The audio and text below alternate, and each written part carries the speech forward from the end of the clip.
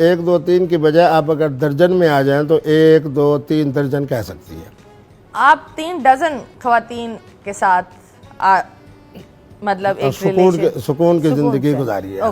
خواتین کے ذریعے سے سکون حاصل کرو. جب تک سکون کا تسلسل جاری رہتا ہے نکاح رہتا ہے، اور جب سکون کا تسلسل ختم ہو جائے ٹاٹا ٹاٹا ٹاٹا السلام علیکم. مفتی صاحب دائیں طرف چلے گئے، محترمہ بائیں طرف چلی گئے. مراکش اوکے، اسی طریقے کے اوپر انڈیا، اسی طریقے پر پاکستان، پھر پاکستان کے وہ خوش نصیب علاقے جیسے چترال، کشمیر میں مظفر آباد، میرپور، اور اسی اور ان طریقے سب کے خرچے کیسے ہوتے ہیں؟ جی آپ کا کام کیا ہے؟ ہاں شاباش، الحمدللہ میں ذمہ دار بھی ہوں.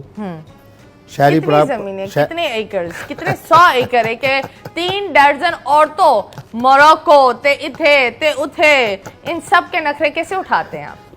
شاباش، بڑا اعلیٰ سوال ہے. مفتی عبدالقوی صاحب اپنے رزق کے حلال سے پیسے خرچ نہیں کرتے.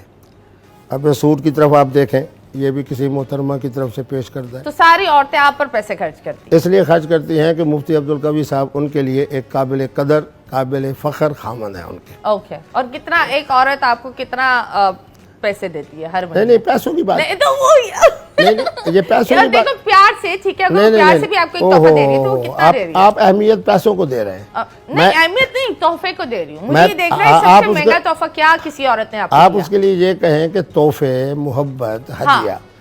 محبت پہ کچھ اور نکل آتا ہے، وہ ادھر ہم جائیں گے، شو بند ہو جائے گا. چلو محبت کی بجائے عشق ٹھیک ہے. ہاں عشق. اچھا عشق اتنے ہوئے تو آپ پاگل نہیں ہوئے؟ اللہ اکبر. انسان ایک عشق میں پاگل ہوتا ہے، آپ نے 3 ڈزن لے کر بیٹھے ہوئے.